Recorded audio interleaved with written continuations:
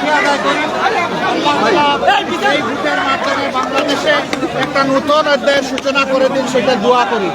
আমি বিশ্বাস করি, শুধু আমি না, বিশেষ করে যুব সমাজ যারা জীবনে একটা ভোটও দিতে পারে নাই, আজকের এই ভোটটার জন্য তারা বড় অপেক্ষায় ছিল। এই ভোটটা শান্তিপূর্ণ হোক, সুষ্ঠু হোক, সন্ত্রাস মুক্ত হোক, দখল মুক্ত হোক এবং সবার কাছে গ্রহণযোগ্য হোক, এটা আমরা দোয়া করি।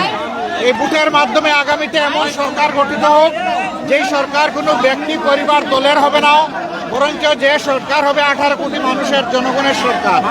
আমরা সেই সরকার গঠনের ব্যাপারে আশাবাদী। আপনারা আমাদের জন্য দোয়া করবেন।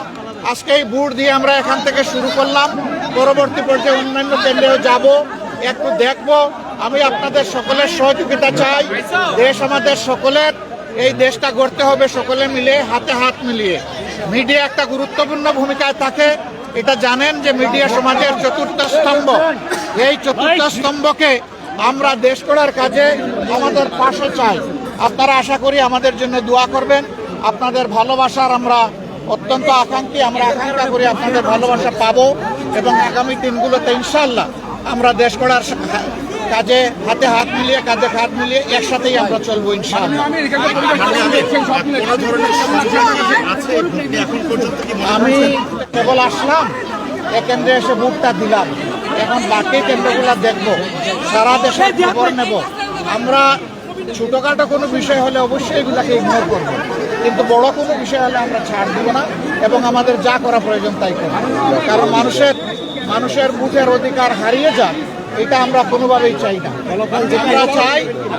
আমরা চাই সুষ্ঠু ভোটের মাধ্যমে রেজাল্ট যেটা হবে, সেইটা ভোট যখন সুষ্ঠু হবে, নিরপেক্ষ হবে, সেই রেজাল্ট আমরাও মানবো, অন্যদেরকে মানতে হবে। এটাই গণতন্ত্রের সৌন্দর্য। আমরা এটা চাই, আপনারা দোয়া করবেন। আজকের ভোটের আবারও সাফল্য কামনা করে সারা দেশবাসী প্রত্যেকটা ভোট শান্তিপূর্ণভাবে, নিরাপদে, নিঃসংকোচিতে যাতে সবাই দিতে পারে, নারী পুরুষ সবাই মিলে।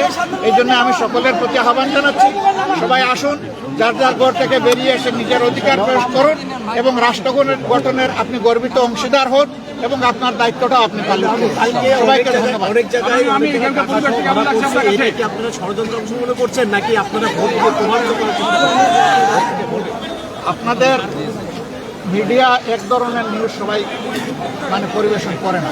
মিডিয়ার মধ্যেও একই নিউজ ভিন্নভাবে পরিবেশন হচ্ছে।